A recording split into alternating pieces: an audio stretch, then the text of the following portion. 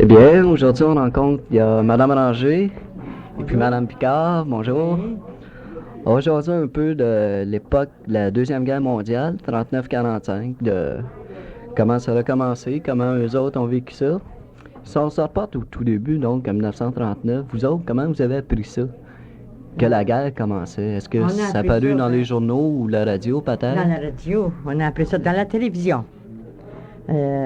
Ça commençait là, dans ce temps-là.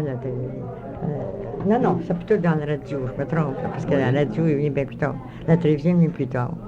Et puis, on a appris la guerre dans le temps qu'ils ont fait couler le bateau, là, les Japonais, là, on apprenait ça pour les journaux. Et puis, dans le quartier ici, là, il y avait, quand il y a eu la bataille de Dieppe, là, c'était par des deux grands pages de journaux, des gens qui avaient tombé sur le champ de bataille, tous des gens du quartier, des jeunesses, des belles jeunesses. Et puis, on a connu aussi, avant ça, on a connu le secours direct. On était 14 chez nous, une pièce 35 par semaine. Et puis, maman faisait des chaudrons, il y en avait des Yvettes dans ce temps-là. Ouais. Puis, je peignais pas, hein.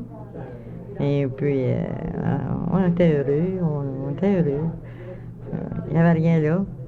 Parce qu'on était aussi se contenter de pas grand-chose. Et les jeunes d'aujourd'hui sont plus exigeants.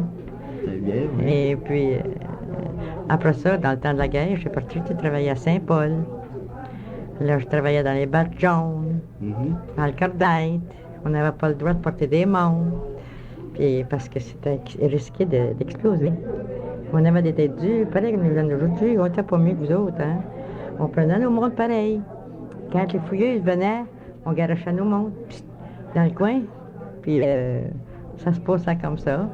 Après ça, au bout de 2 ans, j'ai dit, moi, je travaille plus ici, je suis tannée. C'était simple. Et hop, il n'y avait rien là. T'as hésité de se placer pendant la guerre. Il n'y avait pas grand. Et là, j'ai parti, j'étais travaillé à la locomotive. J'avais deux enfants vivants dans ce temps-là. Des bébés. Bébés. Ah. Qu'est-ce qui se passait avec les enfants quand vous alliez travailler? Avec moi. Et puis, elle regardait les petits. Puis on travaillait de 15 jours de nuit, 15 jours de 3 heures à minuit, 15 jours de jour. Et puis c'était comme ça tout le temps. Quand c'était dans les 15 jours de nuit, bien là, j'arrivais le matin, puis maman avait soin des petits. Et puis là, quand c'était de 4 heures à minuit, je faisais mon lavage, je faisais mon ouvrage, il n'y avait rien là. Et puis après ça, je partais, je m'en allais travailler à 4 heures. Je levais dans la minuit. Et puis de jour, ben, je travaillais de jour, ben, j'arrivais le soir, mon souper était fait, maman était là. Il n'y avait rien. Et puis, c'était comme ça. Après ça, j'ai travaillé à la locomotive. À la locomotive, on travaillait de nuit. Et puis, j'aimais bien ça. Vous savez, ils posaient des tarots, là, après les chars d'assaut, là. C'était les tarots. Moi, je plaçais les tarots. Puis l'autre arrivait, puis il punchait. Vous savez, on mettait, là, l'autre punchait. Et puis, ça arrivait comme ça. C'était le beau temps. J'aimais ça. Si on parle, donc, vous avez travaillé à Saint-Paul, vous dites, est-ce que vous aviez déjà travaillé? Est-ce que c'était votre premier emploi ou bien c'était un nouvel emploi? Avant ça, quand j'étais fille, je travaillais chez Charbonneau. Oui. Et puis, là, on restait au coin de la rue Joliette, puis au Chalaga. Et puis là, je partais le midi, là, puis je m'en allais en courant, j'allais dîner chez nous. Maman, mon souper était toujours prêt.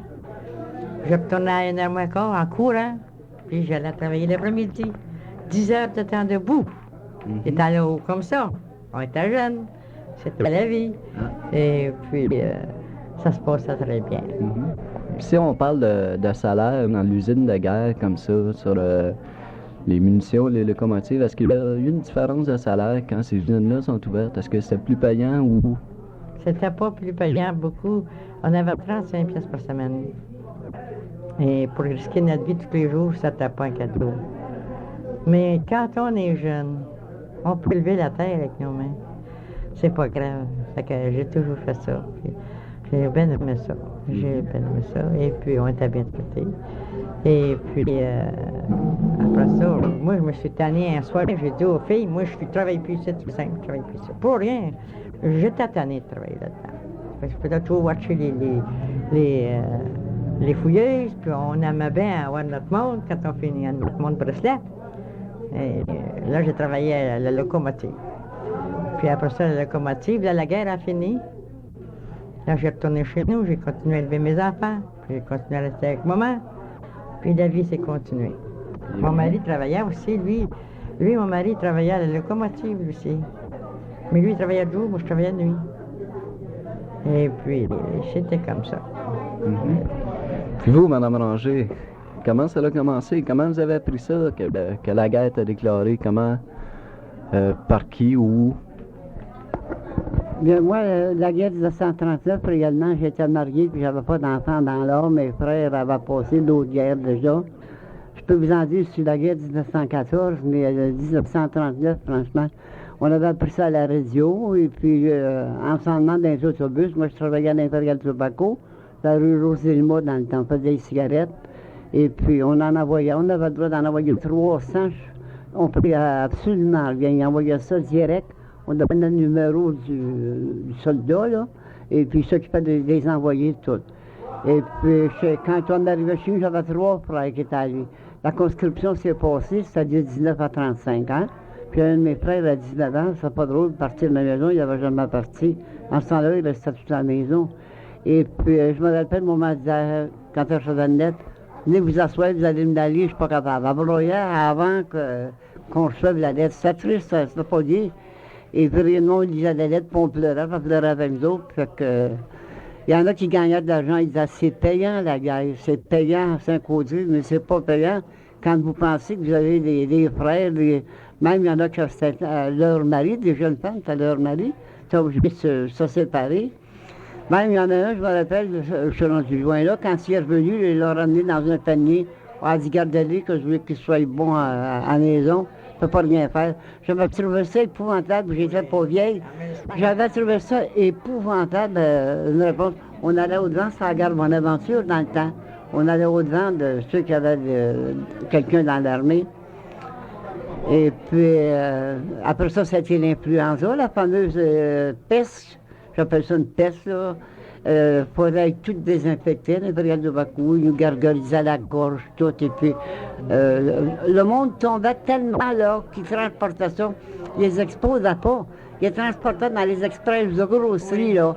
Autrefois, ils faisaient des livraisons dans des express, vous savez? Dans quelle année, ça? La grippe espagnole, ça. Oui, c'est pour la grippe espagnole, ça. À mesure qu'il en mourait un, là, il en mourait deux, il en mourait trois, ça tombe pas comme des mouches. Ça a tombé dans les années de la guerre, ça? Les années de la guerre de 1914, ça. Ah, bon. Ça, avant 1912, ça fait 1916 à peu près, ça. Ils disaient que ça allait revenu du front qui emportait cette épidémie-là. Je ne sais pas si ça transportait quelque part. Ça tombait tellement qu'il y en a qui étaient accordés dans des exprès de grosserie, puis ils les envoyaient tout de suite, là. Ils les enterraient tout de suite, on ne pouvait pas les exposer du tout, du tout. Oh, c'était triste, je suis, c'était triste. C'était pas bien. J'étais jeune dans ce temps-là, moi. Puis maman nous envoyait dehors, elle nous envoyait toujours dehors, faire du camp. Puis il y avait, ils ont passé une loi, là, un règlement, que tous ceux qui ne voulaient pas aller à la guerre, là, qu'il fallait qu'ils se marient en tant de temps. De ce temps-là, ils ont manqué des anneaux de mariage, là, ils en ont manqué. C'est une vraie épidémie, cette affaire-là. Ah oui, ben, ça les exemptait pour un certain temps. Fait que les filles ne demandaient pas mieux, puis les garçons, ben... Là, dans ce que je me rappelle, c'est à peu près ça, là. Je sais pas si... Puis quand ça finit, j'oublierai jamais. Toutes les cloches, tout sonnait, puis ils disaient, ça doit être la fin de la guerre. On parlait souvent de la paix, la traité de pour signer, la traité de paix, là, au Catelet. Je sais pas si je m'en rappelle. C'était comme ça. Ils disaient, ça va être signé. À un moment donné, les sifflets, tous les manufactures, les cloches d'église, tout sonnait. Puis on a dit, c'est la fin. Là, dans les rues, ça a commencé à crier, à chanter, à danser. Puis on travaillait à l'Imperial Tobacco, puis on prenait la rue Saint-Denis, Saint-Henri dans le temps. Et puis au coin de Saint-Denis, Sainte-Catherine, c'était pas drôle, vous aviez vu la foule qu'il y avait là. En 1940. Tout le monde criait, la guerre est finie, la guerre est finie, toutes sortes de chansons, puis le monde était fier. Et puis, je me rappelle, après que ça a été fini, là, si j'avais 3 garçons, moi par exemple, j'avais 3 garçons, j'avais 3 étoiles dans ma porte, qui étaient décédés à la guerre. Ils mettaient ça dans la porte, 3. Il y en avait qui n'avaient jusqu'à 5. 5 étoiles. Ça, c'est des choses que je me souviens, là. Donc, je suis rendu à 81 ans, je peux l'oublier un peu, mais je me rappelle, mon cousin, dans ce temps-là, ça se faisait, ça détranchait, hein? Il y avait, et puis, il se cachait dans les tranchées. Les Allemands avaient miné la tranchée. Puis lui, en reculant, il s'est caché dans la tranchée. Il fait partir les deux, genre 19 ans qu'il avait. 19 ans, ça, j'ai jamais oublié ça. Fait que, il a dit à son ami, il dit, traîne-moi à l'infirmerie. Il dit, je suis pas capable, il dit, j'ai les deux jambes parties. Il a embarqué sur son dos, puis il a emmené à l'infirmerie. Il était arrivé à Montréal, comme ça. Fait que, Si on se rappelle, dans ces années-là, il y avait à un moment donné le rationnement. oh mon Dieu, le rationnement, ça je m'en rappelle. On avait des coupons pour le sucre, on avait des coupons, mais on a appris à voler.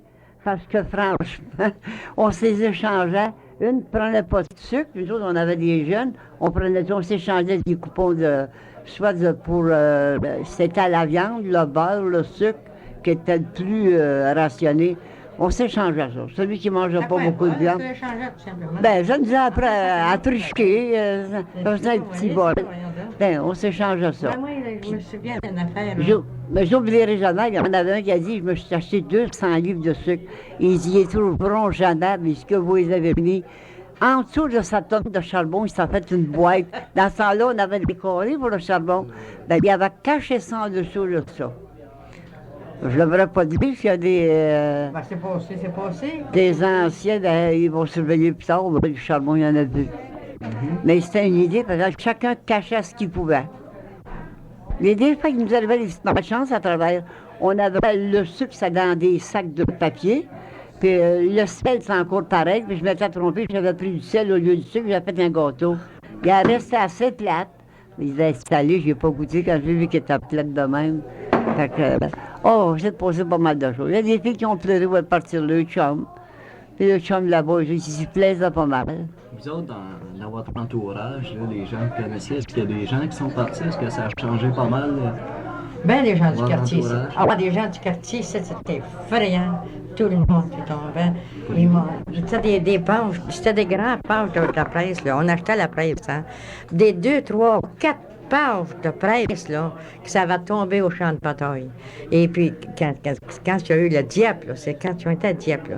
Et puis, quand on lisait ça, là, ça nous faisait vraiment mal au cœur. Il y a une partie des jeunes gens, là. Oh, c'était effrayant. Et puis, quand la guerre a fini, et puis, quand ils sont partis pour aller au front, en premier, là, j'avais mon frère qui était dans ça, moi. Et puis, on est allé le mener à la gare. Il était jeune marié. Puis ça, je me rappelais tout le temps, puis quand il pensait, j'en viens le cœur gros, hein. Il y avait un petit jeune homme, il avait 17 ans. Il était un beau petit garçon, un beau petit blond. Puis on les regardait monter dans le train. Mais je lui ai dit, tu es capable de me dire pourquoi tu t'en vas à la guerre? Tu es bien trop jeune. Et il faut bien que j'y aille, j'ai pas de parents. Fait que j'ai dit, j'espère que je vais te revoir. On l'a pas revu, petit garçon. Et puis, c'était bien triste. Il y avait une femme, là, que son mari, il voulait pas aller à la guerre. Et puis, il avait fait la pluie puis le beau temps, là, il dit, on ne peut pas aller à la guerre. Il l'avait mis dans le ring, dans le ring, il appelait ça, là. Il était renfermé là-dedans, là, puis son fils aussi était renfermé. Puis la femme était en famille. Puis elle a tombé sans connaissance à la gare, là, quand elle a vu que le train partait. Là, il s'est passé des choses bien tristes. Hein. Ah, c'était pas comique. En parlant de choses tristes, ça me fait penser, je là dans l'autobus. Et puis il y avait une dame, un monsieur qui était assis tous les deux. Elle pleurait, puis c'est lui qui l'épongeait. Fait qu'on comprenait qu'il y avait une couple de gens en avant qui riaient, ils trouvaient ça drôle. Fait qu'ils allaient essayer de faire une secours, puis des fois, vous êtes gênés, puis elle ne répondait pas tout de suite. Puis elle pleurait toujours, elle revenait de la guerre, pour croire, et puis c'était dans l'autobus. Toujours, quand ils ont eu fini, pas fini, mais quand ils ont eu assez ri, là, ils disaient, vous avez ri à votre goût, là, le site. J'ai trouvé ça, on avait envie de pleurer. Là, vous avez ri à votre goût, là, et quand vous allez apprendre l'histoire, je ne sais pas si vous êtes capable de rire, je pense plutôt que vous allez pleurer. Et cette dame-là, elle a les deux bras coupés. Et puis les Allemands ont abusé d'elle, elle est enceinte. Et puis elle n'a pas de bras. Puis il a montré, là, elle n'avait pas de bras du tout. Fait qu'imaginez-vous que ça n'a pas été si comique que ça l'était. Puis là, elle a pleuré, cette pauvre dame, puis il l'épongeait, ça ne regarde plus. C'est des choses qui s'est passées qu'on a vues, d'autres ont peut-être vu encore pire que ça. Mais moi, quand je travaillais à Saint-Paul, là, il y avait des jeunes femmes, là. Moi, je trouvais ça épouvantable, je trouvais ça écœurant. Même si on travaillait on participait à la guerre, tout aussi, parce qu'on travaillait là-dedans, on risquait notre vie à tous les jours, hein. Et puis, il y avait des jeunes femmes, là, que leur mari était là à la guerre. Et puis, ils se faisaient des amis, des chums. Puis, ils sortaient avec les garçons. Le mari qui risquait sa vie, là. C'était pas un cadeau, ça. Moi, je trouvais ça tout simplement écœurant, hein. Les hommes, eux autres, au début, ils prenaient ceux qui s'enrôlaient. Mais à un moment donné, c'est pas devenu obligatoire aux hommes de la se conscription. Quand c'est devenu obligatoire, mais Roud, il a pas voulu ça, il voulait pas. Et puis, il y avait un prêtre qui avait été à Dieppe. Je vais vous contredire que je parle à bâton non plus, mais pendant que j'y pense, là, il y a un prêtre qui est allé là, à Dieppe. Lui, il est revenu. Et puis, quand il a voulu parler, là, qu'il a voulu dire qu'est-ce qui se passait, là, hein, ils l'ont renfermé. Il marchait dans le sang jusqu'aux genoux. Quand il y a eu la guerre de Dieppe, là. C'est jusqu'au... Puis là, ils ont fait fermer. Il y a puis le Camillien Hood, là. Lui, il voulait pas qu'il y ait la guerre aux jeunes. Il voulait pas. Mais ils se sont arrangés, ils l'ont renfermé, hein, le maire Hood. Et puis, là, il a fallu qu'il y aille à la guerre. Puis tu avais supposé qu'il n'y allait pas. Il ne voulait pas l'avoir, la conscription. C'est pour ça que quand on est élu, un homme, il faut savoir... Comme dans le temps de votre guerre, à vous, 1912, là, 1914, là, il y avait Sir Wilfrid Laurier, là, qui ne voulait pas qu'il y allait à la guerre. Et ils l'ont débarqué, hein, ça n'a pas pris. C'est ça que j'ai eu connaissance, moi. J'étais petite, mais mon père, il parlait de la politique. Il est comme moi. Moi, la politique, il n'y a rien pour moi, t'es ça, hein.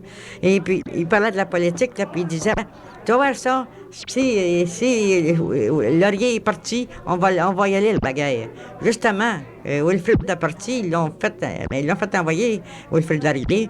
Puis là, c'est Borden qui a pris la place. Puis après que Borden a pris la place, ça n'a pas été long. Hein. Mon père, là, on était à 14 chez nous. Hein.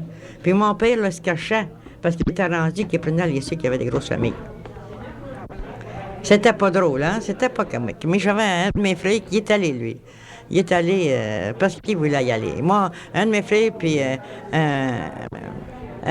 mais deux de mes frères qui sont allés. Un en 1914, puis l'autre en 1940. Là. Moi, j'avais mon cousin qui était sur le bateau quand la grippe espagnole a déclaré. Puis pour sauver tous ceux du bateau, lui s'est trouvé à tomber malade. Bien, il était pour mourir quand même, mais ils l'ont tout ôté ce qu'il y avait, là, ses affaires, ses objets, puis ils l'ont jeté à l'eau pour sauver les autres. C'est lui qui est venu porter tous ces articles qui a raconté ça. Il dit, il le fallait parce que les autres auraient tout tombé. Il y en a tombé une coupe. Ils ont fait la même chose. C'est une épidémie, qu'est-ce que c'était donc? Il y avait eu une épidémie sur le bateau, là. C'était une épidémie qu'il y avait eu sur le bateteau, là. On a entendu parler de ça. Et puis, il fallait qu'il jette à l'eau pour pas que les autres attrapent tout. Qu'est-ce que c'est que ce gars-là avait? Si on se rappelle à la fin de la guerre, donc quand la guerre a été finie, là, les usines de guerre, comme à Saint-Paul-l'Ermite, est-ce que ça a continué? Ça a continué pendant un an. Pendant un an avec... Avec ceux qui avaient voulu rester là, là. Oui. Et puis après ça, ben, ils ont fermé ça. Ça a été fermé. Je n'ai plus de nouvelles. Ça veut dire que tous les gens qui travaillaient là, il n'y a pas... Ils n'ont pas eu de... Il y a une femme qui était un détonateur, il était arrivé dans le visage. Elle avait eu le visage formé, décomposé. Mais seulement, ils l'ont soigné. Aujourd'hui, je la rencontre encore, elle est encore vivante. Et puis, ils ont tout arrangé la figure. On ne dirait jamais qu'elle a eu un détonateur qui a tombé dans la... Mais il y en a beaucoup qui s'est fait parce qu'ils l'ont voulu. Moi, c'était défendu de fumer, puis ils se cachaient pour fumer. Oui, mais moi, je ne fumais pas dans ce temps-là. Il y en a qui ne fallait pas qu'ils portent de monde. Puis on apportait pareil, on avait des têtes de pioche. On n'était pas mieux que les jeunes. C'est ça qui était dangereux. C'était tellement peu de manche. Ils ont dit à la fin de la guerre que les Américains, nous autres, on était alliés, là, que les Américains, en même temps, c'est les Américains qui ont gagné. Est-ce que vous avez l'impression que nous autres, le petit monde comme nous autres, on a gagné quelque chose avec la guerre? On a gagné quelque chose avec notre sang. Mais on n'a pas gagné grand-chose après ça. Puis mon frère, quand il était là à la guerre, là, dans ce temps-là, on parlait souvent des Américains. Puis savez-vous lequel, entre les Allemands puis les Américains.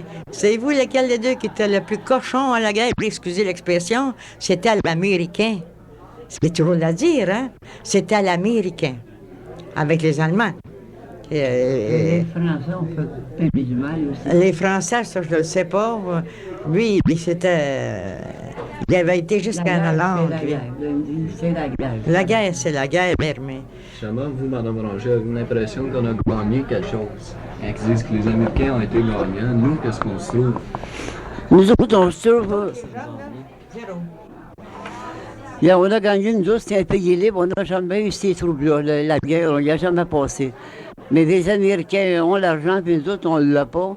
Mais je ne sais pas qu'est-ce que c'est qu'on pourrait avoir gagné dans ça, je me le demande. Mais je sais qu'on a des soldats qui sont allés, des Canadiens français qui sont allés. C'est certainement pas les Américains qui l'ont gagné tout seuls, je dirais pas. Ah, non, parce que... Non, parce que s'il y a un mérite en quelque part, s'il y a un mérite en quelque part, je le donnerais aux Canadiens, parce qu'ils sont allés, je sais pas, un groupe, une fois 500 000 hommes, c'est quelque chose, hein? 500 000 hommes. Si on parle de la guerre, là, juste de la guerre seule, sans parler de 39-45, pourquoi les guerres? Comment ça se fait que ça arrive des guerres dans l'histoire comme ça? Qu'est-ce que vous pensez de ça? Ça, je penserais à la même chose que les grèves. Il y a des profiteurs dans tout. Oui. C'est des profiteurs qui sont dans ça. Puis si vous ne les écoutez pas, vous allez par ci, vous allez par ça.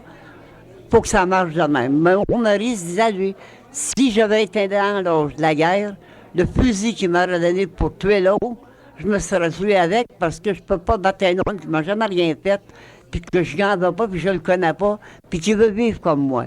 Là, c'est lui, c'est à son idée. Une chance, il n'a pas été dans l'âge de la guerre, dans ce temps-là, parce que c'est à son idée. Il est à forcer d'y aller. Quand ils ont posé la conscription, de 19 ans à 35, c'était dans le monde qui tient à vivre. Hein? On tient tous à vivre. Mais dans cet âge-là, surtout, il y avait besoin d'être avec leurs enfants et leur famille. Et moi, je trouve qu'on a une grosse part de mérite. Si on ne l'a pas gagné, là, on a une grosse part de mérite à côté des Américains. Puis moi, là, quand c'était dans le temps des secours directs, là, qu'on crevait de faim, il n'y avait pas d'argent pour nous en donner. Hein? Quand la guerre s'est déclarée, c'est curieux qu'ils n'ont trouvé de l'argent. Hein? C'est curieux qu'ils n'ont trouvé de l'argent, là. À Boston, il n'y avait pas. Il n'y avait pas d'argent.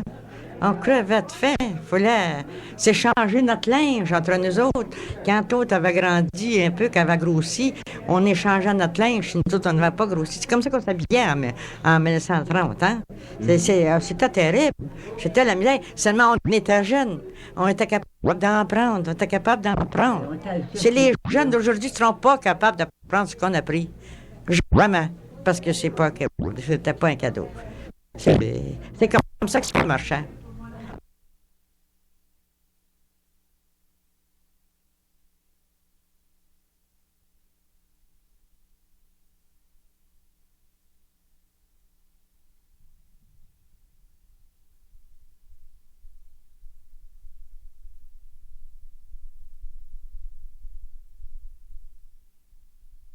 Qu'aujourd'hui, c'est ça qu'on a vu souvent, on s'échange des linges avec des personnes parce qu'avec notre pension, on arrive plus que dans ce temps-là parce que la première pension que maman a eue, elle avait 25 piastres.